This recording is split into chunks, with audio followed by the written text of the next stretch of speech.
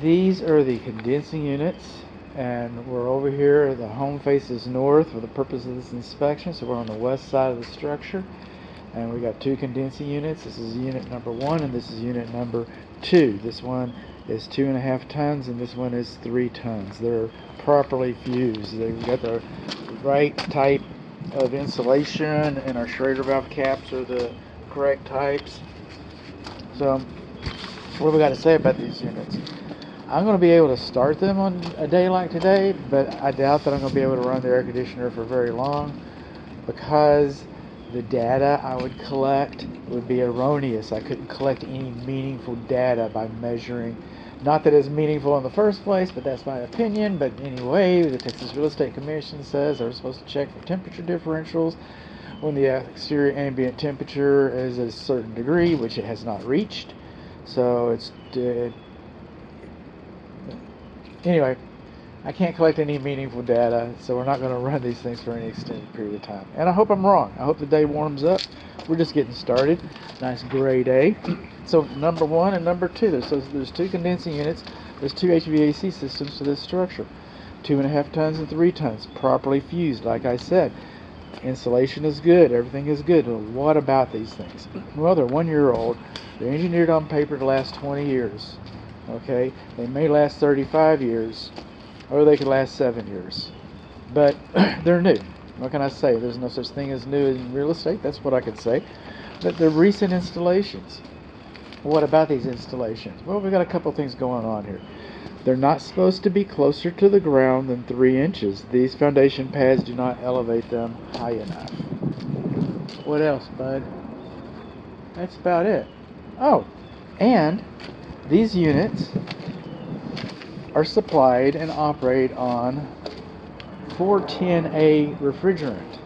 410A refrigerant, no longer manufactured in the United States, no longer imported legally into the United States. Yes, they do have stockpiles of it.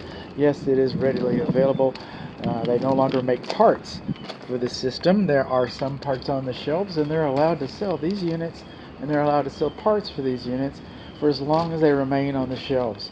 They're not restocking the shelves. So as these parts go out, these systems will become increasingly obsolete.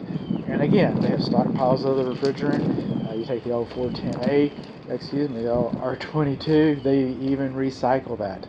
And so you can get refurbished R22 to keep those systems going. But in the meantime, I'm just telling you that they don't make the refrigerant for it, and as it becomes less and less available, years from now, then it will become more and more expensive to planned obsolescence, if you will, but it'll become more and more expensive to service these units as they get older.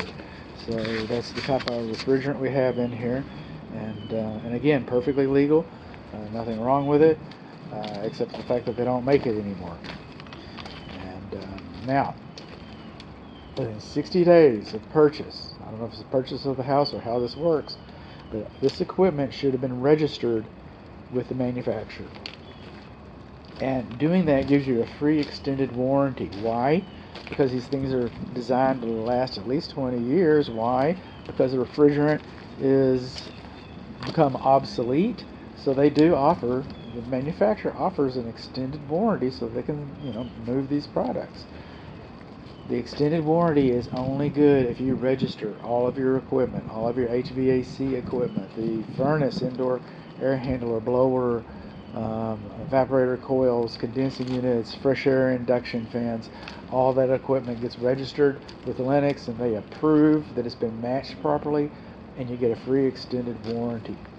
I've got an air conditioning buddy, and he tells me that he does thousands upon thousands of dollars of unwarranted work for his clients. Work that his clients have to pay for because they didn't have their equipment registered, and the manufacturer would not cover the extended warranty. I don't want that to happen to you. So I want your equipment to be registered. I don't want it to break down at all, to be honest. I hope it just runs and runs and runs. That's what I hope. But I want you to get your equipment registered.